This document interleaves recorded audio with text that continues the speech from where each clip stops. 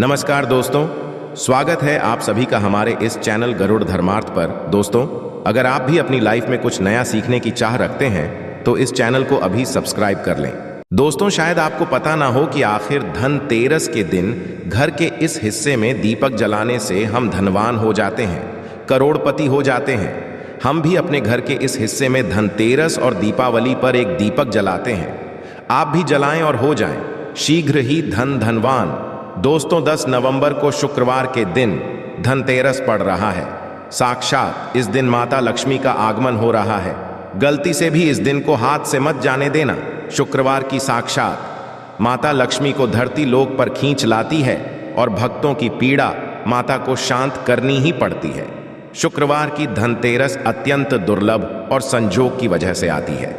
साथ ही साथ मैं आप लोगों को एक ऐसी गुप्त जगह में दीपक जलाने की बात बताऊंगा, जिस जगह में यदि आप 5 दिन तक दीपक जला लेते हैं तो साक्षात मां लक्ष्मी आपके घर में आ जाती है। न चाहते हुए भी आपके सेवा भाव को देख करके मां लक्ष्मी को यदि उस जगह पर 5 दिन तक दीपक जला दे तो आना पड़ता है। कंगाली, आपकी गरीबी, आपके जीवन में चल रही परेशानी, कष्ट एवं कोर्ट कचहरी के मामले चल रहे हो, उसे भी दूर करना पड़ता है। वीडियो ध्यान से देखना, तब आपको समझ में आएगा। देखिए, देश के अधिकांश भागों में यम के नाम पर दीपदान करने की परंपरा है। तो देखिए, दीपावली के 2 दिन पूर्व धनवंतरी त्रयोदशी के सायंकाल में मिट्टी का कोरा दीपक लेकर के आते हैं। इसमें तिल का तेल डाल करके नई रुई की बत्ती रखते हैं, या फिर आपके समर्थन अनुसार, जैसे कि तिल का तेल है या फिर फली का तेल है या फिर सरसों का तेल है, या फिर हो सके तो आप जो है का दीपक भी जला सकते हैं। तो आप अपने समर्थन अनुसार दीपक जलते हैं। किंतु आखिर ये दीपक क्यों जलाते हैं, इसके पीछे क्या कारण है, जानेंगे इस वीडियो में। मैं आप लोगों को विस्तार से बताऊंगा। यदि आप इस वीडियो को देख लेंगे तब आपको समझ में आ जाएगा कि वास्तव में हम दीपक क्यों जलाते हैं और हमें दीपक क्यों जलाना चाहिए। और वास्तव में इस वीडियो को देखने के बाद आपको एक एक्स्ट्रा लाभ मिलेगा कि आपके घर से गरीबी जन्मों की जो कंगाली है वह चली जाएगी। कहते हैं बहुत साल पहले हंसराज नाम का एक प्रतापी राजा था। एक बार वह अपने मित्रों, सैनिकों और अंगरक्षकों के साथ जंगल में शिकार खेलने के लिए गया। संयोग से राजा सबसे बिछड़ करके अकेला रह गया और भटकते हुए एक अन्य राजा, जिसका नाम था हेमराज के राज्य में पहुंच गया। कथा ध्यान से सुनना, तभी आपको समझ में आएगा। और कमेंट बॉक्स में जय माता लक्ष्मी अवश्य लिखना। तो हेमराज ने थके हारे हंसराज का भव्य स्वागत किया। ठीक है, उसी रात हेमराज के यहाँ पुत्र का जन्म हुआ।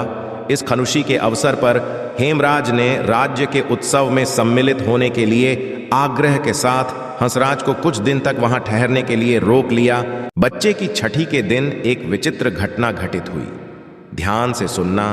पूजा के समय एक देवी प्रकट हुई और बोली, आज इस शिशु की जो इतनी खुशी मनाई जा रही है, ये अपने विवाह के 4थे दिन मृत्यु को प्राप्त हो जाएगा। इस भविष्यवाणी से सारे राज्य में शोक छा गया हो। हेमराज और उसके परिजनों पर ऐसा समझो कि वज्रपात हो गया हो। पहाड़ के सामान जैसे दुख आ गया। सबके सब रह गए, चुप रह गए।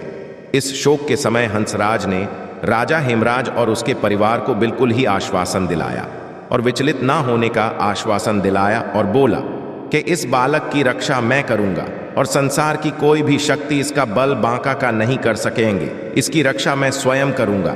ध्यान से सुनना। तो हंसराज ने यमुना के किनारे एक भूमिगत किला बनवाया और उसी के अंदर राजकुमार के पालन पोषण की व्यवस्था करवाई। इसके अतिरिक्त प्राण रक्षा के लिए हंसराज ने सुइयों के ब्राह्मण से अनेक तांत्रिक अनुष्ठान, यज्ञ, मंत्र, जाप आदि की व्यवस्था भी करवा रखी थी। धीरे धीरे राजकुमार युवा हुआ। उसकी सुंदरता एवं तेजवश जो तेज था, उसकी चर्चा सभी तरफ बिल्कुल ही संसार में फैलने लगी। राजा हंसराज के कहने पर हेमराज ने राजकुमार का विवाह भी करवा दिया। जिस राजकुमारी से युवराज का विवाह हुआ था वह साक्षात लक्ष्मी लगती थी।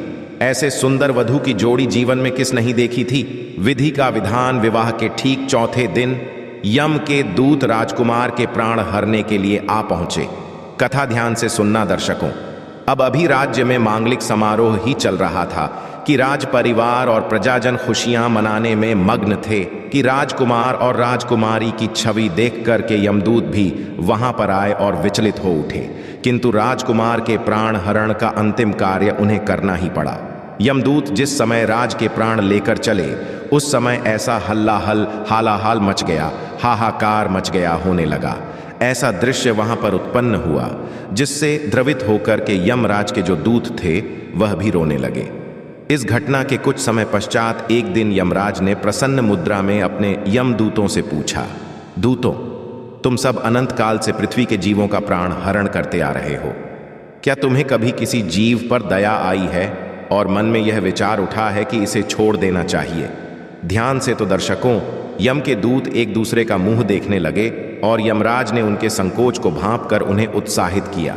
जिचको मत, यदि ऐसा प्रसंग आया है तो निर्भर होकर के, हे यमदूतों, बताओ। इस पर एक दूत ने सिर झुका करके निवेदन किया, यमराज से मृत्यु के देवता। यमराज से बोले, ऐसा प्रसंग तो काम ही आता है स्वामी, किंतु एक घटना अवश्य हुई है जिसकी स्मृति मुझे आज भी विचलित कर देती है। यह कहते हुए जो यम के दूत थे, उन्होंने हेमराज के पुत्र की प्राण हरण की संपूर्ण घटना यमराज को बताई। इस दुखद प्रसंग यमराज भी विचलित हो उठे और इसे लक्ष्य करके ध्यान से सुनना। इसका लक्ष्य करके दूत बोला कि नाथ, ध्यान से सुनना। क्या कोई ऐसा उपाय नहीं जिस उपाय से अकाल मृत्यु से प्राणियों को छुटकारा मिल जाए और मृत्यु के देवता यमराज जो प्राण हरते हैं इससे बच सके? तो इस पर यमराज ने कहा, जीवन और मृत्यु ये सृष्टि का अटल नियम है तथा इसे बदला नहीं जा सकता। किंतु यमराज ने कहा कि धनतेरस को पूरे दिन का व्रत और यमुना में धनवंतरी और यम का पूजन दर्शन काल मृत्यु से बचाव कर सकता है। किंतु यदि ये संभव ना हो तो फिर संध्या के समय घर के प्रवेश द्वार पर यम के नाम का एक दीपक, ध्यान से सुनना, यम के नाम का एक दीपक प्रज्वलित अवश्य करना चाहिए। इससे आकस्मिक मृत्यु और रोग से मुक्ति प्राप्त की जा सकती है। स्वयं यमराज ने बताया है कि यदि कोई भी व्यक्ति, ध्यान से सुनना, यदि धनतेरस के दिन यम के नाम से दीप जलाए तो बिल्कुल ही कैसी भी आपके जीवन में अकाल मृत्यु आने वाली हो, बुरा समय आने वाला हो या फिर किसी के काल सर्प दोष जीवन में चल रहा है, वह दोष समाप्त हो जाता है। इसके पश्चात धनतेरस के दिन हो सके तो धनवंतरी जी के लिए प्रवेश द्वार पर यम के लिए और माता लक्ष्मी के स्वागत के लिए बिल्कुल ही दीपक जलाना चाहिए। ये भी कहा जाता है, शास्त्रों में लिखा है कि पितरों के नियमित हेतु यदि शमशान में इस दिन दीपदान किया जाए दक्षिण दिशा, यदि पितरों के नियमित हेतु इस दिन दीपदान किया जाए तो आपके पितृ यदि यमलोक में किसी कारणवश भटक रहे हैं, उनकी आत्मा ने यदि मोक्ष नहीं पाया है तो दीपदान करने से उनकी आत्मा को मोक्ष की प्राप्ति होती है, उन्हें प्रकाश की प्राप्ति होती है। और सभी पवित्र हिस्से में जैसे कि लक्ष्मी स्थान है, धन स्थान है, व्यापार स्थान है और वाहन स्थान कहा गया है। बहुत सारे हमारे घरों में स्थान होते हैं, तो सभी स्थान में इस दिन पवित्र दीपक अवश्य जलाना चाहिए। माँ लक्ष्मी का इस वरदान भी है। एक कथा के अनुसार माता लक्ष्मी ने स्वयं कहा है कि जिस घर में धनतेरस के दिन कल की मैंने कथा में बताया था, आप सभी दर्शकों को जरूर पता होगा, जिस घर में यदि धनतेरस के दिन 13 दीपक जलते हैं, 13 दीपक ही आपको जलाने हैं, धनतेरस के दिन 13 दीपक जलते हैं, तो ऐसे घर में मैं मजबूर होकर के स्वयं साल भर निवास करती हूँ और ऐसे घर को धन दौलत से परिपूर्ण बना देती हूँ। और यदि वह व्यक्ति फिर आने वाली धनतेरस के दिन 13 दीपक जला दें तो मैं फिर उसके घर में रह जाती हूँ। अर्थात आप आजीवन माँ लक्ष्मी को प्रसन्न करना चाहते हैं। आप चाहते हैं कि माँ लक्ष्मी आपके घर से ना जाए, आपके घर में धन दौलत एवं सुख संपत्ति एवं यश कीर्ति की प्राप्ति हो, तो आप अपने घर में धनतेरस के दिन दीपक जरूर जलाएं। चाहे आप सनातन धर्म से जुड़े हो, चाहे आप सनातन धर्म को नहीं मानते हो, एक बार यह कार्य करके जरूर देखना, आपका घर धन दौलत से जगमगा उठेगा। माँ लक्ष्मी की कृपा से आपके घर में धन दौलत आएगी। कभी कभी आपने होगा, ऐसे लोग होते हैं जिनके घर में यथार्थ धन दौलत होती है, किंतु ऐसे व्यक्ति को सुख एवं शांति प्राप्त नहीं होती है।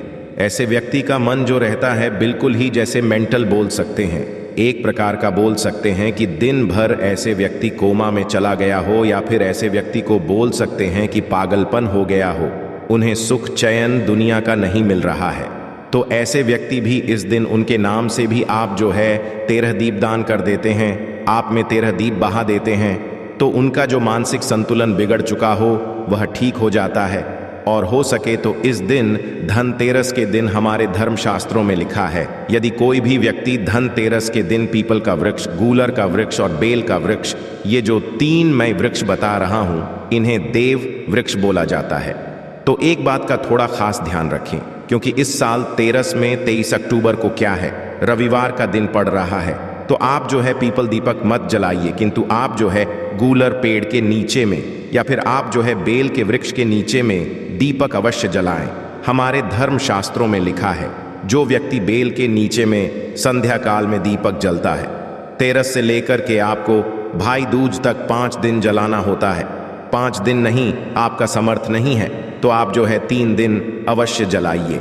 यदि कोई व्यक्ति शाम के समय में 3 दिन यदि बेल वृक्ष के नीचे में तेरस, चौदस और अमावस्या अर्थात दीपावली, तो 3 दिन यदि दीपक जला लेते हैं तो माँ लक्ष्मी ने स्वयं कहा है, क्योंकि जड़ समस्त तीर्थ निवास करते हैं, बेल के माता कात्यायनी इनके पत्ते में निवास करती है और इनके मूल भाग में ब्रह्मा जी निवास करते हैं।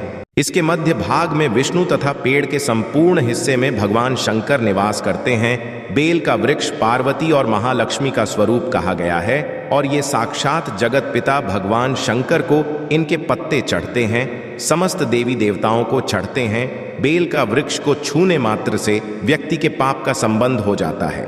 तो दिन लगातार आपको बेल के वृक्ष को छूना है, धनतेरस के दिन, चौदस के दिन और आपको छूना है दीपावली के दिन। कैसी भी आपके जीवन में, कैसा भी आपके शरीर में दोष चल रहा हो, आपके जीवन में कठिनाई चल रही हो, वो सारी कठिनाई दूर हो जाती है। और 3 दिन लगातार आपको दीपक अवश्य जलाना है बेल वृक्ष के नीचे में। बिल्कुल ही आप खुद देखना, माँ लक्ष्मी आपके घर में आकर के आपको किसी ना किसी माध्यम से धन दौलत प्रदान करेगी, चाहे आपको रोजगार देगी, ये आपको व्यवसाय के माध्यम से धन प्रदान करेगी, किंतु किसी ना किसी से आपके घर में 10 दिशाओं से धन आना शुरू हो जाएगा और देखते देखते आप कुछ दिनों के भीतर में धन दौलत से परिपूर्ण होकर के दूसरों को बहुत ही ज्यादा दान देने में समर्थवान हो जाएंगे। आशा है कि आज की इस प्रस्तुति में बताई गई जानकारी आपको अच्छे से समझ आ गई होगी। वीडियो अच्छा लगा हो तो एक लाइक अवश्य कर दें। धन्यवाद वीडियो के अंत तक बने रहने के लिए।